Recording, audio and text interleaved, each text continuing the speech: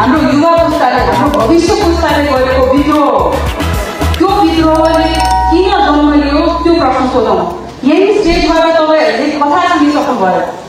कति वर्ष 25 वर्ष अगाडि पनि आफ्नो परिवारको आहुति दिएर देश परिवर्तन हुन्छ भनेर पर्सनल लेभलमा व्यक्तिगत तवरमा कसैले घुमाइसकेको मान्छे हाम्रै अगाडि छन्। तर उहाँ नै हुनुहुन्छ नेपालले हामीले सोचेको जस्तो नेपाल हामीले नबनाउने हो भने कसले बनाउँछ भन्ने पहिलो प्रश्न। भदौ 23 र 24 गतेको जुन क्रान्ति भएको छ त्यो क्रान्तिको बिउ भनेको विभेद हो, असमानता हो। त्यो विभेदलाई आक्रमण गर्नुको चाटो सत्ताधारीहरूले नागरिकलाई आक्रमण गरे। हाम्रा स्कुल युनिफर्ममा भएका भाइ बहिनीहरूलाई आक्रमण गरे।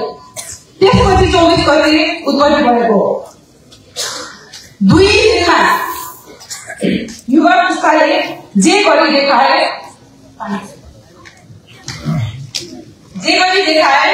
त्यो हामी सबैजनाले कल्पना पनि गर्न सक्दैनौँ। युवा पुस्ताले त्यो गरी देखाए जुन हामीले हाम्रो मनमा यस्तो भए पनि हुन्छ नि भनेर सोच्ने मात्रै थियो। त्यसैले मैले अनुरोध गरेँ पार्टीलाई भदौ 23 र 24 गतेको जुन मूल मुद्दा छ, विभेद विरुद्धको मुद्दा छ, त्यसलाई अंगीकार गर्नु होला। त्यो हो नेपालको मूल मुद्दा, भ्रष्टाचार, नातावाद, कृपावाद। कुनै पनि नागरिकले नागरिक भएर बाँच्नको लागि कुनै पनि राजनीतिक दलको फेरसभा बाँच्नुपर्ने, कसैको कृपामा बस्नुपर्ने, त्यो अन्त्य हुनु पर्यो। त्यो यो पार्टीले त्यो गरोस्। यो नेपालको मूल मुद्दा यही हो। दोस्रो एकदम महत्त्वपूर्ण, हामीले आज मञ्चमा बस्दै गर्दाखेरि हजुरहरूले त्यहाँ बसेर सुन्दै गर्दाखेरि एकदम महत्त्वपूर्ण हाम्रो इमिडिएट गोल के हो? हाम्रो इमिडिएट गोल भनेको अपरिहार्य नेपालले खोजेको, नेपाली जनताले 23 र 24 गतेबाट सडकबाट भनेको कुरा के हो? हामीलाई पुरानो राजनीतिक संस्कार पुग्यो भनेको। हामी यसरी बस्छौँ, हेर्दाखेरि त यो पाहाड ठुलो जस्तो लाग्छ, तर जब यो मुठी बन्छ त्यति बेला मात्रै हामी पावरफुल हुन्छौँ। मैले छुट्टा छुट्टै फरक फरक बाटोमा सबैजना जाने हो भने यो पुरानो पार्टीहरूलाई रेड कार्पेट लगाएर आउनुहोस्, फेरि त्यही रिपिट गर्नुहोस् भन्ने हुन्छ।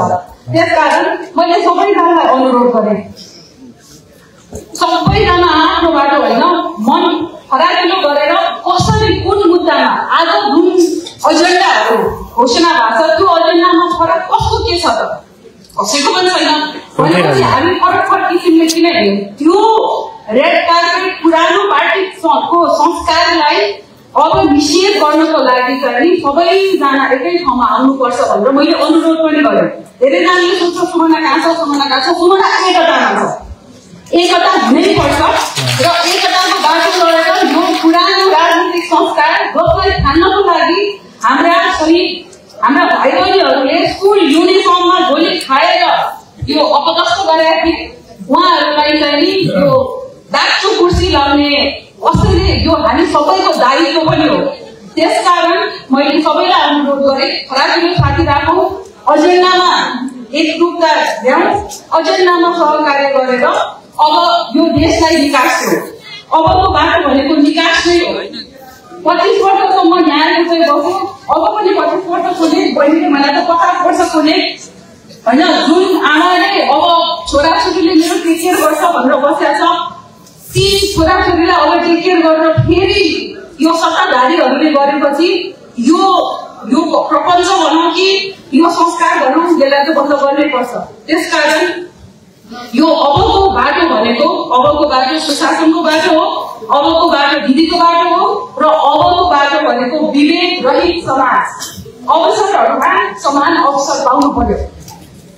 मैले गर्ने मेहनत, बहिनीले गर्ने मेहनत, यहाँहरूले गर्ने मेहनत, आदरणीय दाजुभाइ दिदीबहिनी बुवाआमाहरू, हामीले गर्ने मेहनत र अरू एक व्यक्तिले गर्ने मेहनतको फल त्यति फरक हुनु भएन।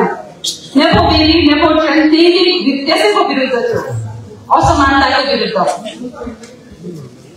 अवसरमा समान अवसर नभएको विरुद्ध थियो। त्यसलाई अंगीकार गरेर अबको विकासको बाटो यो उज्यालो नेपाल पार्टी एउटा बढी बनोस्, यो 5-7 जना छ केटाका एक ठाउँमा आएर एक ढिक्का भएर पुरानो राजनीतिक संस्कार, नातावादको, विवादको, बेइज्जतीको, विसङ्गतिको यसलाई चाहिँ अब क्लीन स्वीप आउट गर्ने, क्लीन बोर्ड गर्ने बेला आइसकेको। यसको लागि चाहिँ मैले सबैजनालाई अनुरोध गरे, यहाँहरू सबैजना यो संवादको घर दैलोमा जानु, सबैजनालाई एक ठाउँमा ल्याउनु, सबैजना एकजुट भएर अब चाहिँ नेपाल बनाउनै पर्छ। मैले अनुरोध गरे अन्तमा यो पाइला उठिसकेका हातहरू अब राख्न पाउँदैन, उठिसकेका पाइलाहरू अब गन्तव्य नपुगी रोक्न हुँदैन। तर थाकेर बस्ने सुविधा अब उज्यालो नेपाल पार्टीलाई छैन, कसैलाई छैन, नागरिकलाई छैन, हामी कसैलाई छैन। त्यसकारण यो पार्टी नागरिकको पार्टी बनाउनु होला।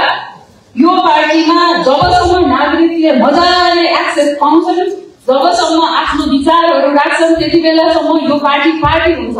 होइन भने यो हेलिकप्टरको डोरी चढेर को जानु पर्यो, जसले आफ्नो पार्टीलाई प्राणी बनाएर राखे, आफ्नै भोट अवरुद्ध गरे, त्यसकारण हेलिकप्टरको डोरी चढेर जानु पर्यो। राजनीतिक पार्टी नागरिकको पार्टी बनाऊ, यसमा मेरो शुभकामना छ। यहाँहरूले एकदम दमदार रूपमा अब आउने निर्वाचनमा तपाईहरुको उपस्थिति रहोस्, मेरो शुभकामना।